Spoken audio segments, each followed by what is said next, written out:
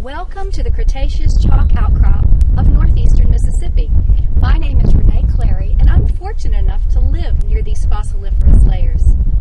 When we examine the layers of a chalk outcrop, it seems intuitive to us that the oldest layers are on the bottom and the youngest layers are on the top.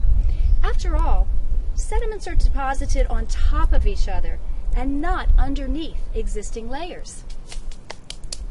Our students could readily state the principle of superposition, or that the oldest rock layers are on the bottom and the youngest rock layers are on the top.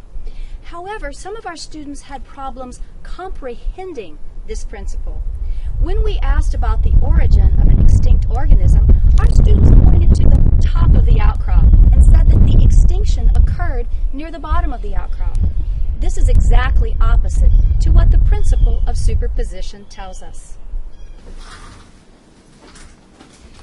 We had also encountered some problematic graphs in another assignment, so we designed the stratigraphy and data interpretation project to incorporate both superposition and data analysis and graphic representation.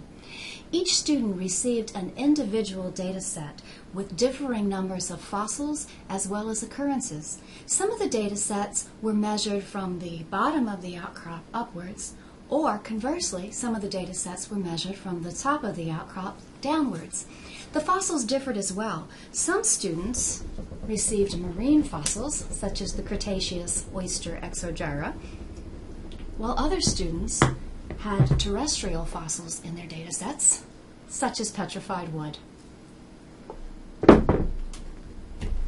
Although our project did not incorporate advanced mathematical skills, each student still had to investigate his or her data set and choose the correct graphic representation, the best graphic vehicle, in order to represent the data.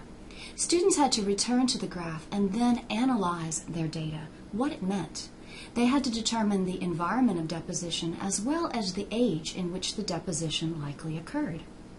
We extended this assignment as well by giving each student a blinded copy of another student's data interpretation and analysis. The student had to determine whether his or her colleague had correctly interpreted the data and whether the graph was accurate and effectively represented the data set. Students enjoyed this project, and we received a variety of very quality products.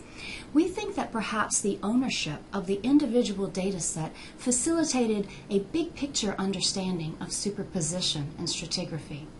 We hope that you will try this project in your own classroom, and if you do, please email your comments to me at the email address located near the end of the text of the article.